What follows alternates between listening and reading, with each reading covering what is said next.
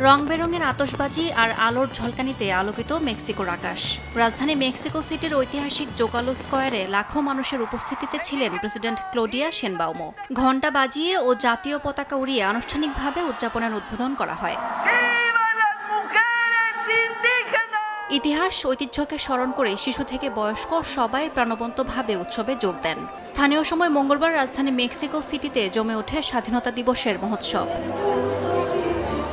এদিকে ১৯৭৫ সালে অস্ট্রেলিয়ার শাসন থেকে স্বাধীনতা লাভ করে পাপুয়া নিউগিনি। প্রশান্ত মহাসাগরীয় দেশটির ৫০তম স্বাধীনতা দিবস উদযাপন করতে হাজার হাজার মানুষ জড়ো হন রাজধানী পোর্ট মোরসবির স্যার জন গুই স্টেডিয়ামে। ঐতিহ্যবাহী পোশাকে সাংস্কৃতিক দলগুলোর নাচ গান, সামরিক বাহিনীর ফ্লাইওভার এবং অস্ট্রেলিয়ান সেনাদের প্যারাশুট প্রদর্শনী মুগ্ধ করে দর্শকদের।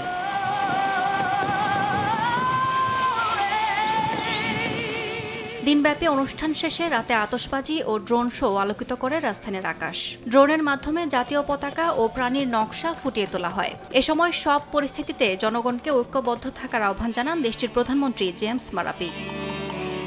ইয়াসমিন অনন্যা, সময় সংবাদ।